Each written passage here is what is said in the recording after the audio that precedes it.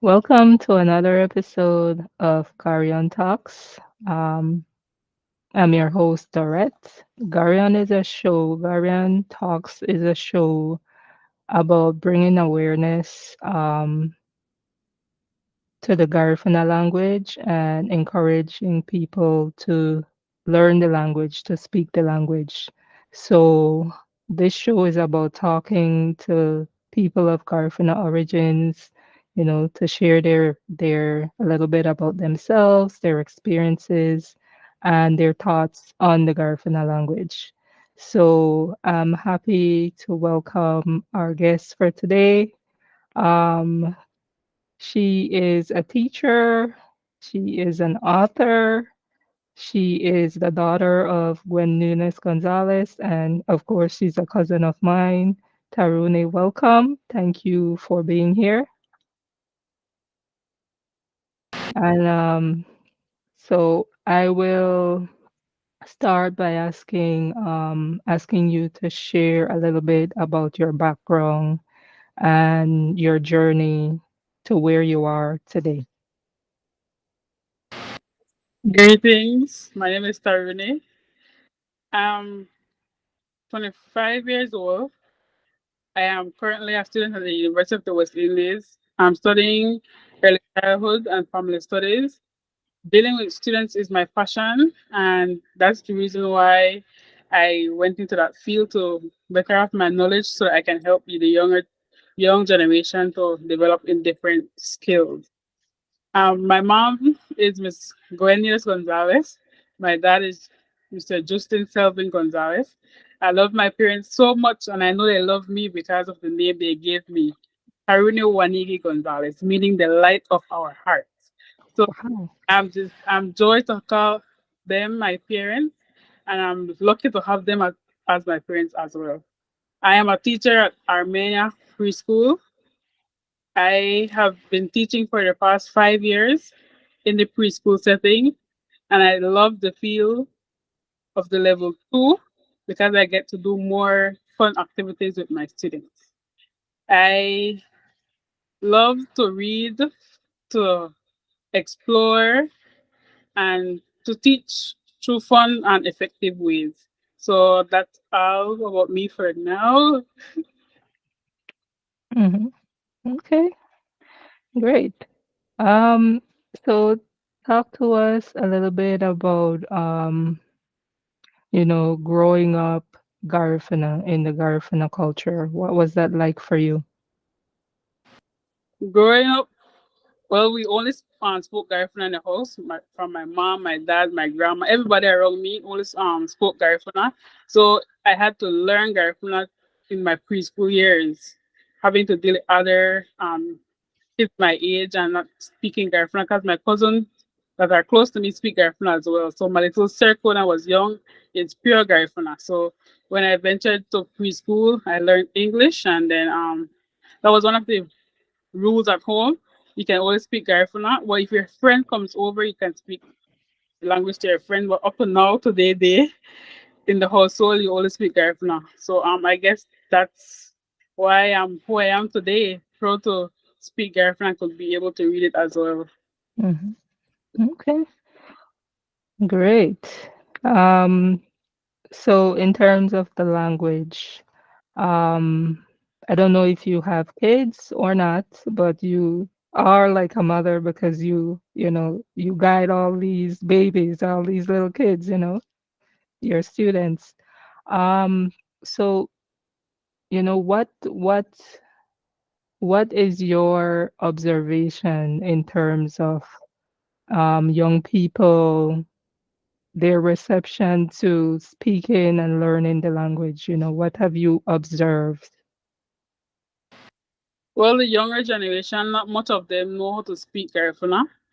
They can, some of them can understand, but they're not able to speak it. So, like at home, the parent might speak to them in Garifuna, but then they don't emphasize for them to answer back so they can only understand.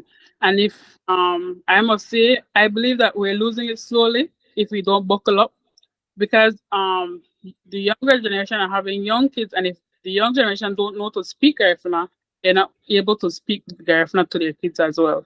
So there's a Mm-hmm. generation gap whereby it stopped where the parent allowed the child to speak back Garifuna. That stopped at a point. Only few household, and I'm grateful to be a part of a household that kept on the tradition to speak Garifuna, and we answer back in Garifuna as well. So I believe there's a gap within our generation right now in the language, and there's still hope. There's still hope. I have strong hope. That's why I ventured into early childhood, and I'll use my what I have learned to do different things, translate it from English to Garifuna to help the younger kids, the 3-year-old, 4-year-old, 5-year-old, to build their knowledge in the language aspect of Garifuna. Mm-hmm. So, what would be your advice to young people, those who are a part of this gap, like you say? What would be your advice to them, you know, to those who are interested in now learning the language? My advice to them would be explore the language. There are different ways to learn it now through games, through different videos. I see different people making different TikTok about it. One and two words. One and two words is better than none at all. So they Mhm, get to know about who you are. You'll be more interested to learning your language and to be able to be fluent in your language as well. So do your research, explore, and you will be so happy to know that you know to speak your own language and not only the language of other cultures. mhm. And can you give more details in terms of those resources that you were just talking about, like some specifics, so some people who are interested, maybe can look into these resources? One of the resources I know to hand is my mom's book. They are different levels. They Mhm, have the one that is the basic Garifuna. It has the English and the Garifuna to it, and it's like a puzzle. So you're finding the words, and then they have the translation to the bottom. And the more you do more puzzle, the more words you will learn. And also the level two, she did phrases. So you have different phrases that you can learn through the same puzzle book that my mom made.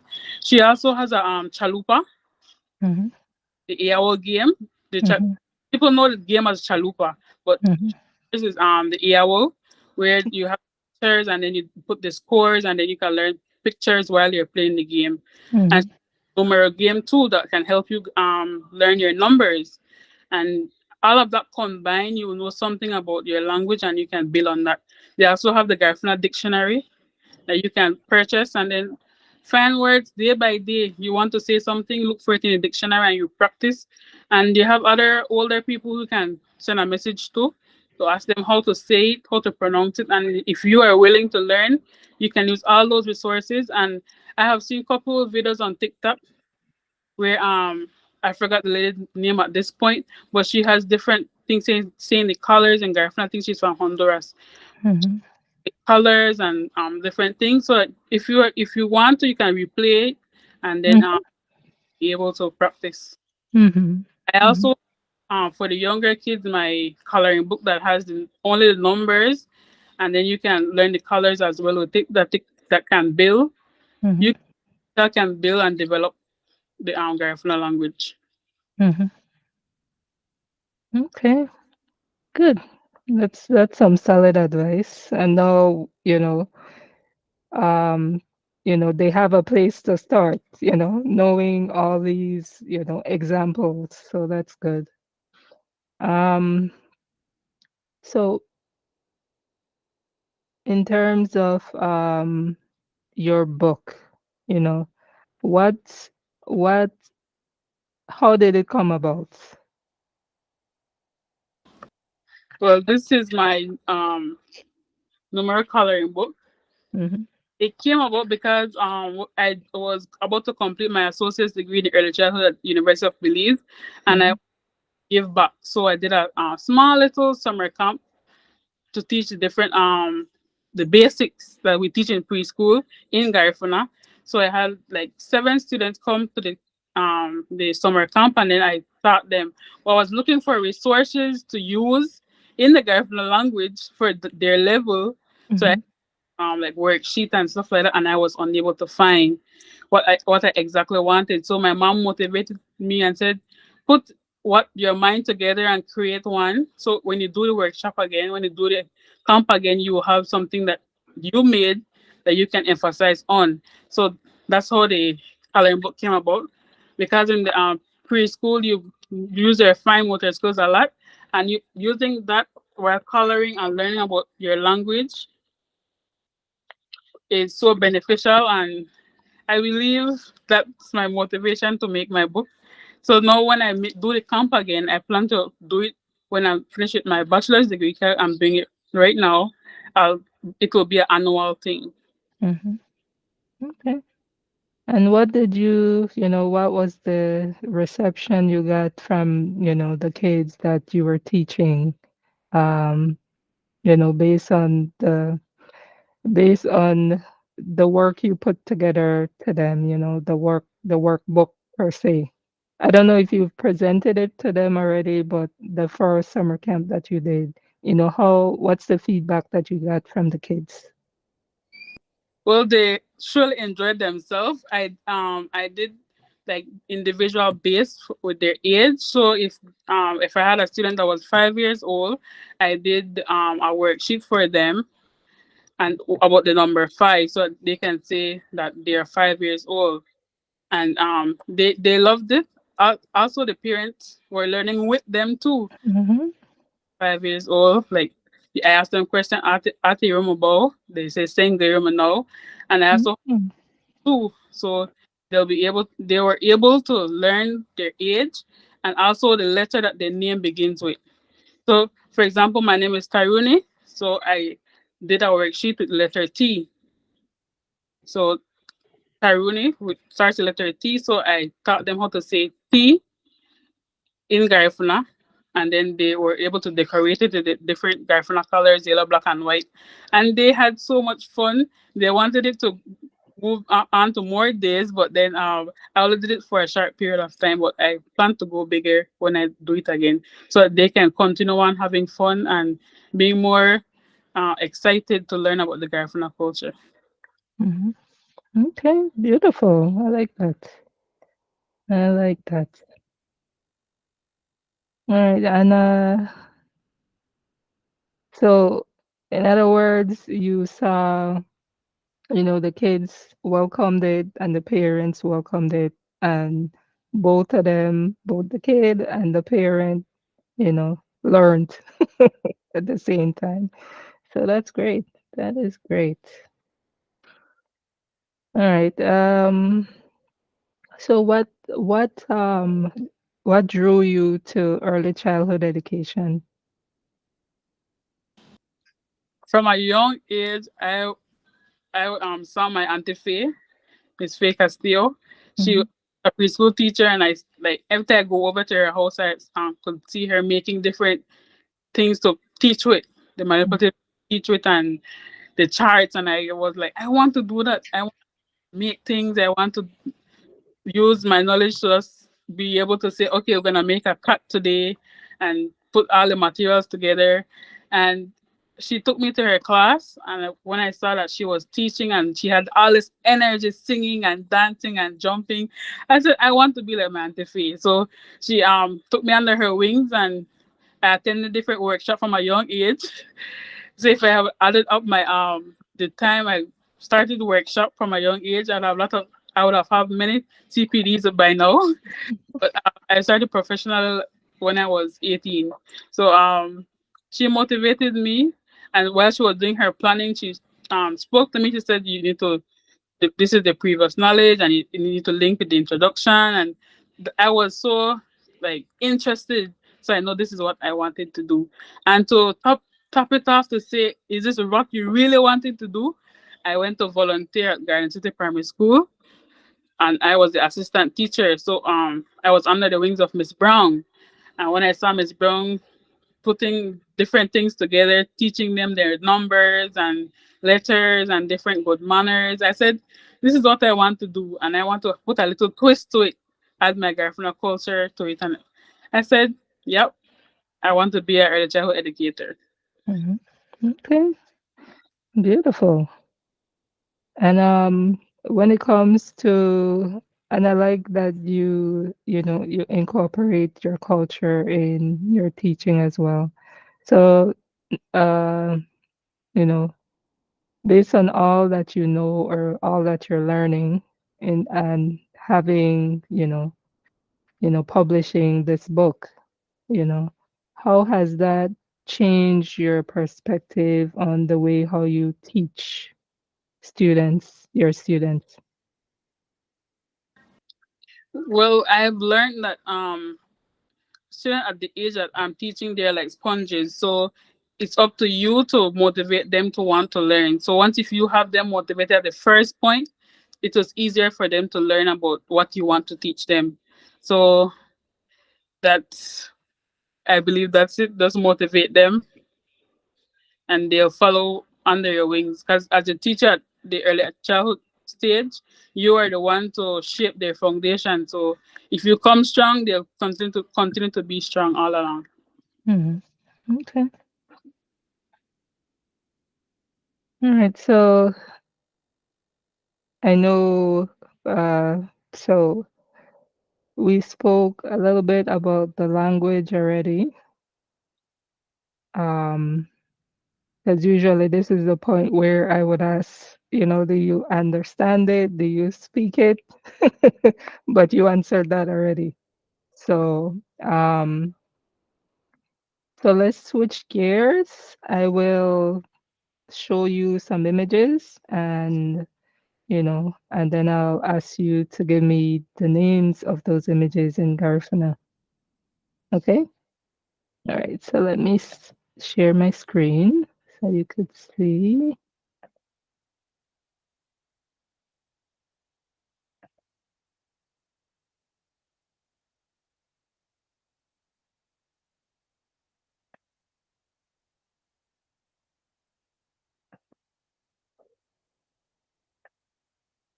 Can you see my screen? Yes, I can. Okay. So this is the first image and it's showing of course children holding the Garifuna flag. So the word is Garifuna flag. So when I see the Garifuna flag, I think about the journey that our ancestors went through for us to be here today, and it's very interesting to know that without all the technology, they knew what they wanted, and then they know the different stages that they went through without the influence and black being the struggles that they went through for us to be here today because of the strength that they had. We are here today, and the peace and the hope that they wanted, and now I believe we have it to a certain extent because of the what they had in mind for us. So the Garifuna flag is a very important aspect of the Garifuna culture, and I would like everybody to at least know the meaning of it and to cherish it, to know how to hold it up, just like how we hold up our Belizean flag. That's Hmm. we should hold up our Garifuna flag. And what's the Garifuna word for Garifuna flag? How would we say that in Garifuna? Garifuna. It kind of got cut out. Could you repeat that, please?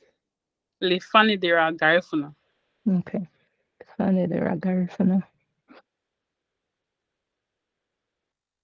So this next one is of a school, specifically Gulisi School, where kids are taught, in Garifuna.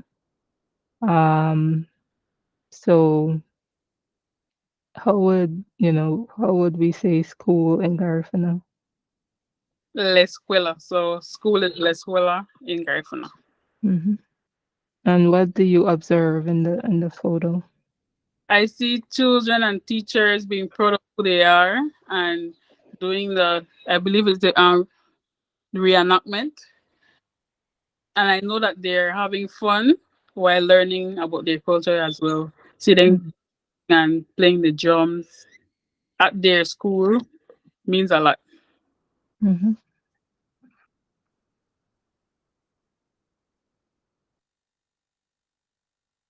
And this photo is showing a teacher in a classroom with her students. Clearly, she's speaking with them, and all their attention is focused on her. Um, so we spoke about what motivated you to be a teacher. So I won't ask you that again. Um, so, and how would we say teacher in Garifuna? Maestro. Maestro. Okay. My aunt, Auntie Faye, who Mm-hmm. teach at that same school, Belize. Oh, wow. Okay. Cool. Cool. She sounds like someone I would, love to speak to as well. Uh, and in terms of your classroom, you know, and you see like, for example, in this photo, how they they design the classroom or decorate the classroom with these, do you do similar, decorations in terms of so that you could get your kids' attention or teach them, you know, the days of the week, the numbers, and so on? What's your approach to that? Yes, every 2 years we change our team for a class. So my team for my class is butterfly. So right last school year, because I'm changing it this year, I had different color butterfly, color them to open their wings to learn new things, and I have different charts. We should have different charts, ABC numbers, and they were based on like a garden theme with the butterfly inside the garden, flapping their wings to different levels of education. And what was the idea behind that, in doing that? What are you trying to show or teach your kids? So I chose a theme because a butterfly flies, so it doesn't stay one spot, and students are at different level. So you can be different types of butterfly in the one garden, flapping their wings, learning the same thing. So I encourage my students to know that they are unique, and they grow at their own level, and they're special. So that's the reason why I chose the butterfly. I use different types and different bright colors so that they can know that they should open their wings and fly high to the highest level. Mhm. And how important do you think it is to motivate our students, our kids, to let them know, like you said, you're unique, you're special, and you basically can do anything that you make your mind up to do? Why do you think that is important? At the early childhood stage, it is very important because that's the stage where they build their personality. So if you build that confidence from a young age, when they go to the primary school level, they'll not be afraid to make mistakes and to get constructive criticism, and to try again. If you fall, if you don't know the answer, to ask questions. So at that early childhood age, it is very important to motivate, to encourage, and sometimes put yourself in their shoe. So sometimes pretend as a teacher that you don't know, and then you motivate yourself. I can do this with the help of my teachers and classmates, and then like you role play, and then that will help them to see that they can do the same thing as well. And in my classroom, that works. Like if I have a student that doesn't know any like what I'm teaching, or is not understanding the approach I'm doing, then I use the pretend play a lot. I be like, I don't remember this number, and I motivate that. Okay, if I go on my number one and ask teacher to show me the number, I'll know to do it. And then when they go around doing it again, they'll do the same thing that I will play, because they feed off the teacher, and then they're motivated to say, oh, I didn't know it, but then I try, and I eventually learned it on my own level. Hmm. Okay, I like that. I like that. And it makes a lot of sense. Like what you said, students are like sponges. Basically, what you expose them to, or what you train them to do is what they'll learn. So I think that's great. And what advice would you give, someone, let's say a young person like yourself, that has dreams or aspirations to be a teacher? What advice would you give that person? Well, I'll say ensure that you have the level of patience, because teaching is a lot of patience. And if you know to yourself that you don't have the patience, then you can be honest with yourself and you help yourself to know that it's not for you. Because being in the teaching profession, you need to be motivated to learn more. And I encourage you to have an open mind, learn from the older teachers, because that's the way I am who I am today, working with older teachers. Sometimes I'm the youngest one in the whole staff, and learning from them made me more motivated. And I advise them to not just to stick to what they know. Read, do research, and don't just sit there and wonder, ask questions, visit the different classrooms. That even if you're not teaching it, go to different school like I did, and to see if this is what I really want. Volunteer. Put yourself in this setting before you make that big step, and that will help you to know if teaching is what you want. And if that is what you want, go in there full force. Do your best, and if it's your passion, then everything will flow with the help of God and the people around you. Just be open minded, and you'll be the best, one of the best teachers in Belize or across the world. Okay, thank you for that. All right, so this next photo is of pencils. So how would you say pencil in Garifuna? Pencil, that's a good one.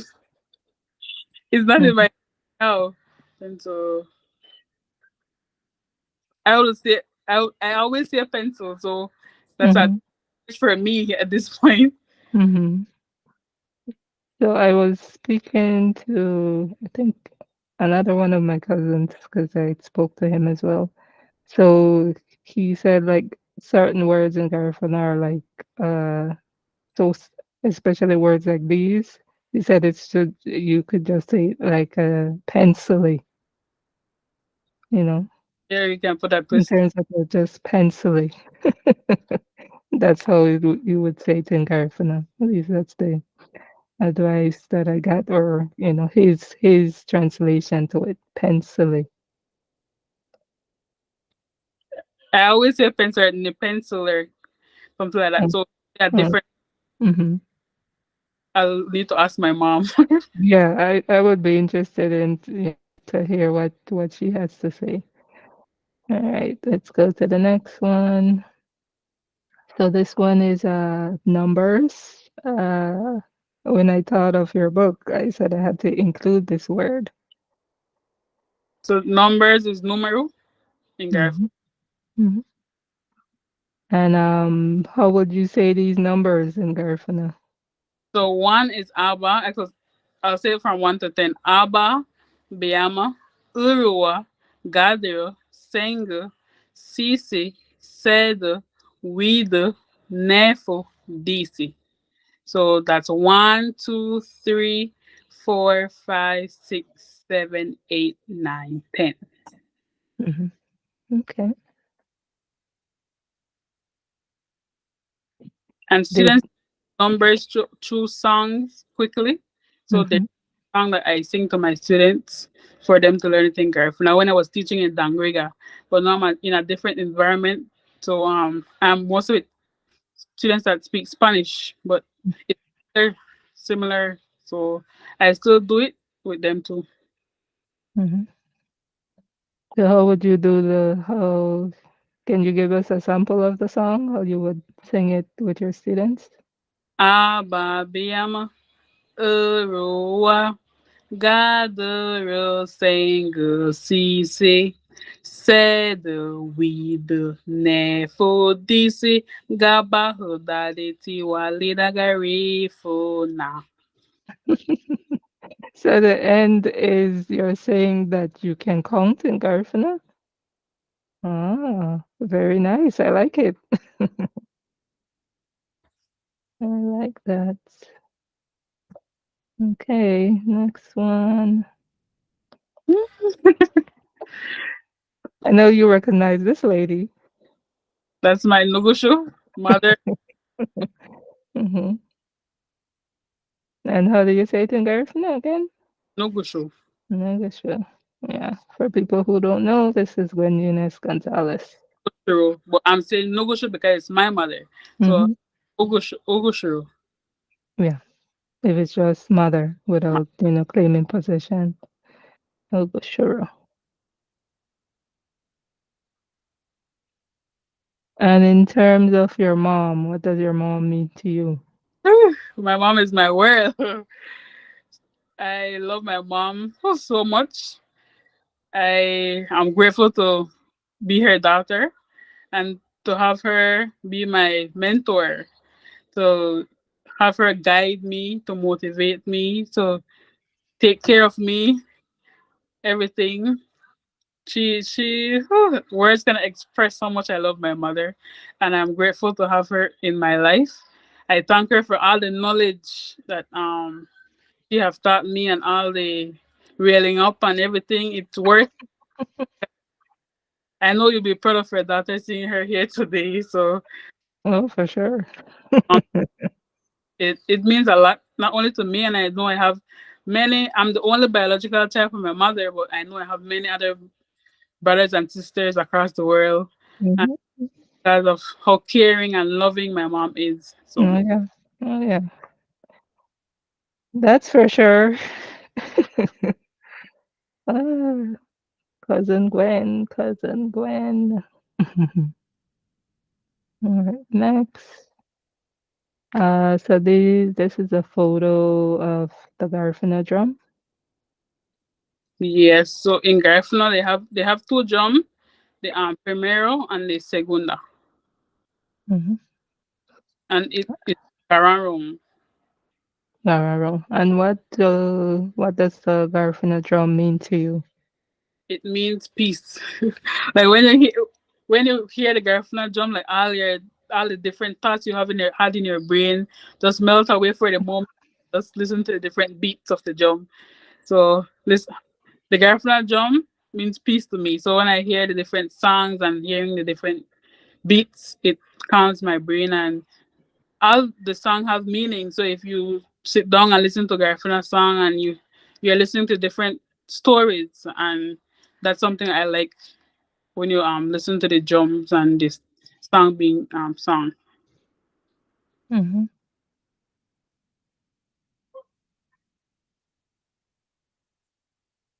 This photo is showing, people, Garifuna people. Yes. So the Garifuna people, they're Garinago. So Grige. So when you see different people, Grige. So people are Grige in Hmm. Gar.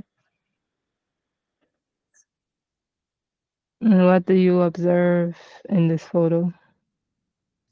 I see people singing and dancing, enjoying the beats of the Garifuna drum, and being connected to their culture.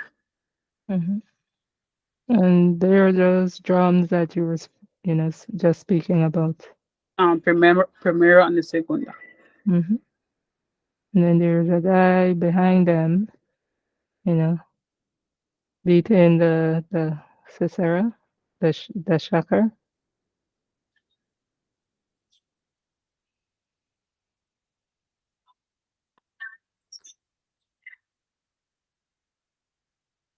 So when you see people like, people, like this celebrating, how how does that make you feel?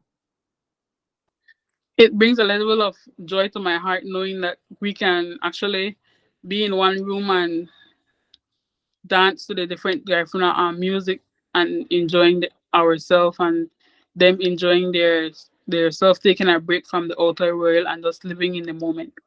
Hmm. Totally agree with that.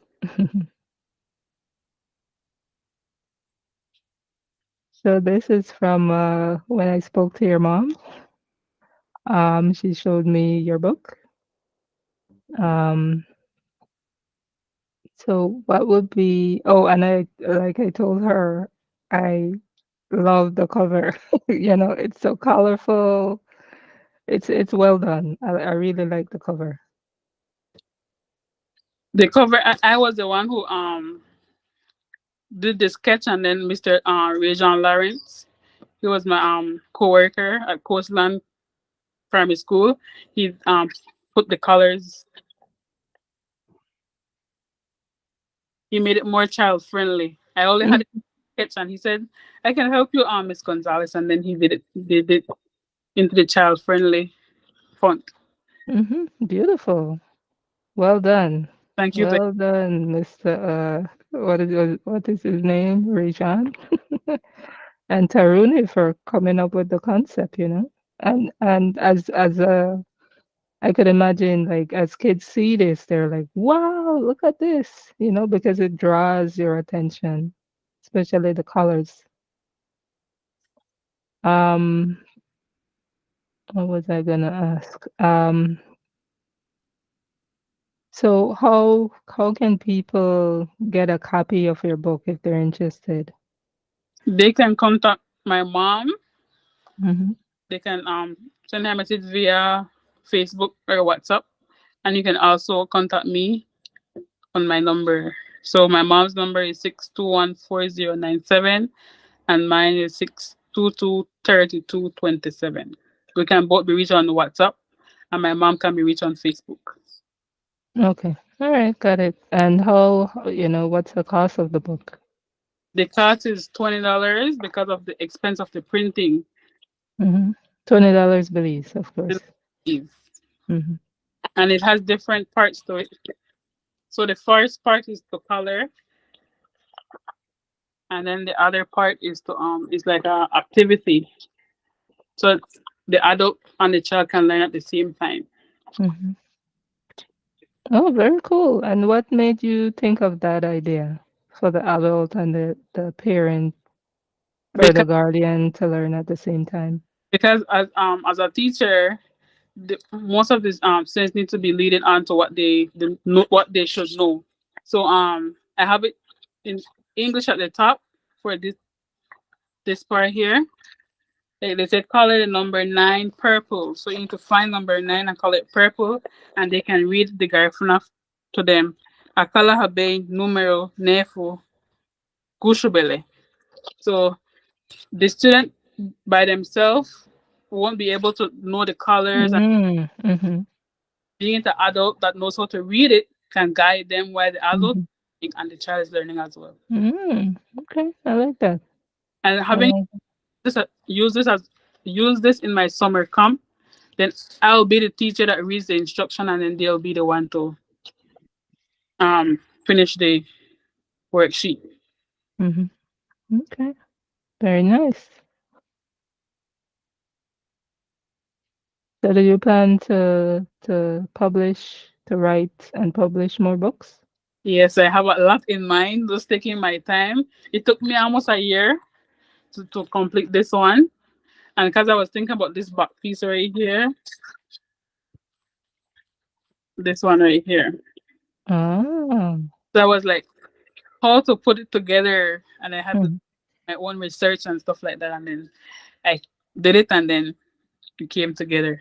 Very cool.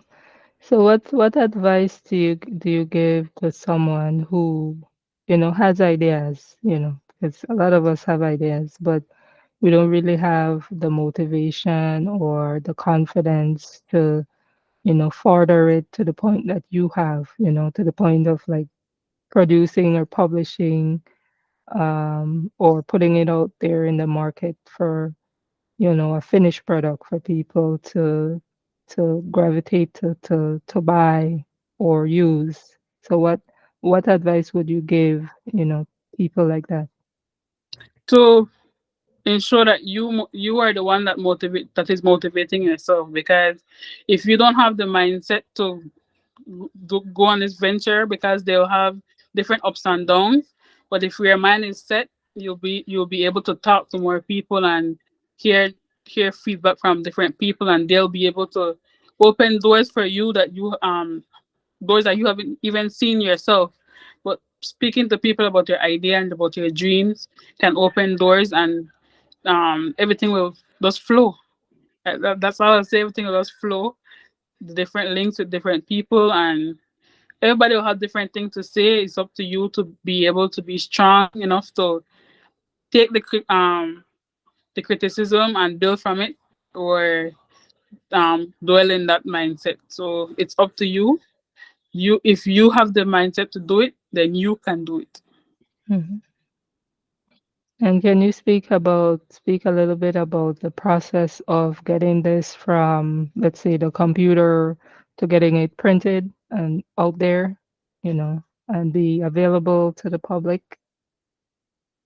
So first I had it sketched in a book, and then I did it on a document, Word document, and then they sent it to the printing place, and then the printing place did the fitting in this size that I actually wanted. So it was not a hard process. Just putting all the pictures together was the hardest for me, Mm-hmm. and that it was smooth sailing. Mm-hmm. And do you mind giving the name of this printing place, as you say? Print Belize. Oh, it's Print Belize. So you would just go there and say, I want to publish, and it's a self-published book, no? Yes, ma'am. Okay. So you could just go there and say, I want to publish a book. This is the content. How much would you charge me to make it? And then the size that you want, or, the format that you want, and they can produce it for you. Yes. That's for my cousin's book. I have it right here. Mm-hmm. He did a Garifuna book about family, Ah. different from mine. So Mm-hmm. tell them which size you want, and then they go to put it. Mm-hmm. And what's your cousin's name? Samisha Sabal, the Reese's Samisha Sabal, Okay. Mm-hmm. book about family. Mm-hmm. So it's child friendly as well. So It's beautiful. I like the illustrations as well in that. just follow your dreams, and then you'll be able to, with motivation and different people to talk to, you can achieve it. Mm-hmm. And similarly for your cousin's book, how can people get a copy if they're interested? You can contact my mom, the same number 6214097, and then she'll be able to send it to you guys. Okay. And it's the same price as yours? No, hers is $10. $10. Okay. Okay. So if you're interested in the book, you can reach out to Gwen, cousin Gwen, to get a copy. Okay, great. And how do you say writing in Garifuna? Abriha. Abruja? That's with the ing at the end, right? An action. Would it be Abruhani? Like for They the are doing mm, it action. in Abrihi. Oh, okay. Okay.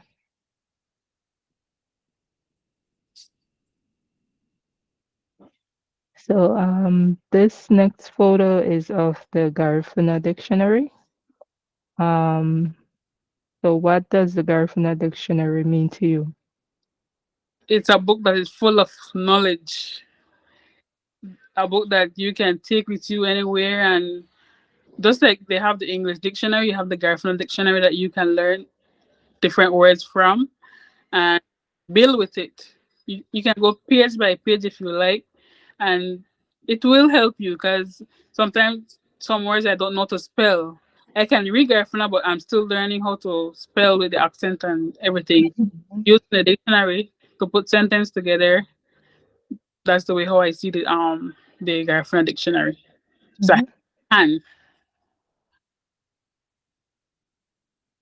Mhm. And how would we say in this case book in Garifuna? Garida. Garada. Okay. So besides, what we've spoken about, what other talents or hobbies do you have that you engage in when you're not doing all those other things that we talk about? Well, I love to make things, so I'll make different concept arts. I love to make different games using like recyclable materials and just using my hand in general to make things. Mm-hmm. I love to experiment. They sometimes I like to sew different things with my hands, like the headband or um the apron. There was a time that I was doing my internship and we were doing cooking, so I sewed some aprons for my students and they were all Ah, cool. like, "Yay, that's doing something and trying to make it is what I love to do in my spare time." Hmm. So you're like an artist. Because you do the concept art, you do the recycled material, you do the sewing. That's pretty cool. That's really well rounded. So I learn I see how you can, that definitely how that contributed to you coming up with the concept of the book and how to teach, the students the numbers and having the parents learn with the kids as well. So I can see, that you have that level of that mindset of creativity, you know. So that's pretty cool. You were saying something else? no. Oh, okay. All right. So that's pretty cool. All right, so let's go to the next one. So we saw a sample of your work already in terms of your book. So, you know, what's next for you in the next year or up to 5 years from now? What's next for you? Well, focusing on finishing my bachelor's in early childhood and family studies. I have Hmm. 2 years left, and I plan to use my knowledge to not only teach but to help parents as well in the aspect of family studies. So in having that blended into my Garifuna lifestyle and teaching the parents different ways how our parents used to do it, but now it's a whole different generation, and motivating them to stick to our traditions and the different approach that I'll take in doing so, like doing different workshop. And I plan to open my own little preschool starting off small. Maybe I could give myself 5 years, Hmm. then let it be Garifuna base and go up from there. Hmm. That's great. You know, as a teacher, what is your hope, uh the for your students' future, What are you what is your vision of the future for them as a teacher? I want them to be independent. I want them to listen to their different emotions so that they can know, okay, I'm feeling this, I'm going through different stages, and being able to cope with everybody around them, socialize. I want them to be able to build their different skills when they move on to different levels, and not to be afraid to try new things and to explore, to be confident and to know who they are and to know that they're special and they're unique in their own special way. So I want them to stick with that, build at that, and they will go a long way. Hmm.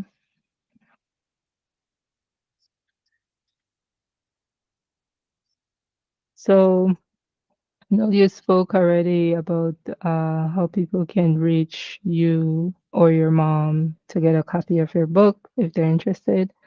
So in terms of how people can connect with you, if they want to know, you know, maybe, of your posts or what's the latest with you in terms of your career, that you would want to share, how would people connect with you? Well, I the only platform I have is Facebook that I add like daily stuff I do. Mhm. That's Taruni Gonzalez. Okay. So that's how people would reach out to you on social media if they're interested in, things that you post. Okay. So we're only here for a period of time as long as God allows. So when it's all said and done, how do you want to be remembered? What do you want your legacy to be? When people hear the name Taruni Gonzalez, Taruni Wanigi Gonzalez, you know, what do you want people to to to think? You Well, know. I want them to remember me as the light of the heart of many. Someone that was motivated to try her best, to do her best, to accept different constructive criticism that she can build with, and then try to improve not only herself but the people around them. And I want them to remember me as someone that was an advocate for young kids, 3 year old, 4 year old, in the preschool setting, to learn about their culture and to not be afraid to say that they are Garifuna, and to learn piece by piece and eventually learn more about their language. Someone who motivates others to try their best and not to be afraid to try new things. I want them to remember me as someone who was not perfect but tried her best to make everyone feel welcome and loved around her. Mhm. Okay, Sarah May, thanks for that. So, Taruni, my cousin, Taruni Gonzalez, thank you so much for joining me, for being here, for, giving of yourself, sharing your experiences and your thoughts. So I will give you the last words. Any last words? I want to say thank you for having me on your show. It meant a lot. I started off nervous because I was like not was mentally prepared to stand in like as an interview, not used to it like my Mhm, mom. Oh, mhm, you can used to it, but I'm not used to it. But being here and sharing different information, I'm grateful for the opportunity and thanks again. And to everyone that is listening, thank you in advance for supporting my book and being a part of my journey to helping the young early childhood students learn about their culture, their Garifuna culture through fun and effective ways. mhm. All right. Sarah May Taruni, much appreciated. Take care. Ayo.